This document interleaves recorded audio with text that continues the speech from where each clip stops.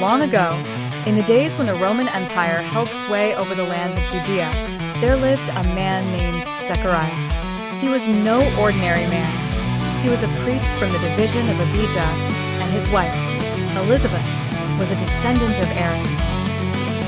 They both were righteous, walking blamelessly in all the commandments and ordinances of the Lord. Despite their devout lives, they shared a sadness.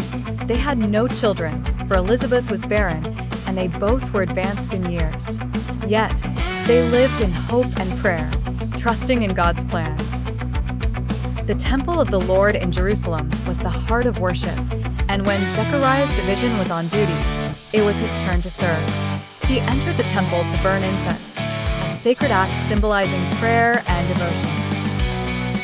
While praying, something extraordinary happened. An angel of the Lord appeared on the right side of the altar. Zechariah was overwhelmed by fear, but the angel assured him, "Do not be afraid, Zechariah. Your prayer has been heard. Your wife Elizabeth will bear you a son, and you are to name him John."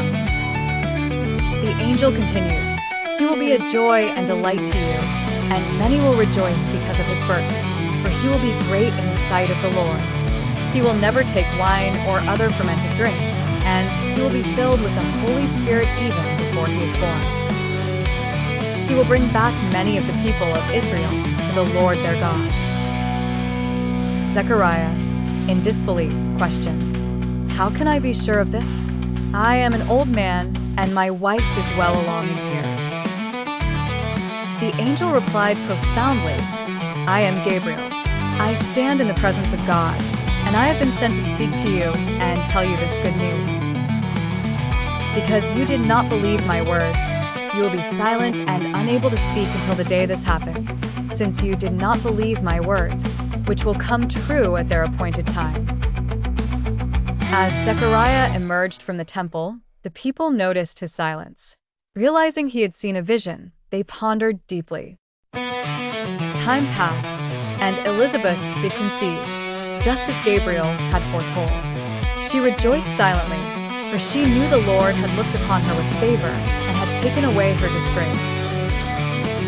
Some months later, Elizabeth's cousin Mary came to visit. She too had received miraculous news from an angel, one declaring her to be the mother of the Messiah, Jesus. When Mary greeted Elizabeth, the baby in Elizabeth's womb leapt for joy, and Elizabeth, filled with the Holy Spirit, exclaimed, "Blessed are you among women, and blessed is the child you will bear." Finally, Elizabeth gave birth to a son. On the 8th day, they came to circumcise the child, preparing to name him Zechariah, after his father. But to everyone's astonishment, Elizabeth spoke out, "No, he is to be called John."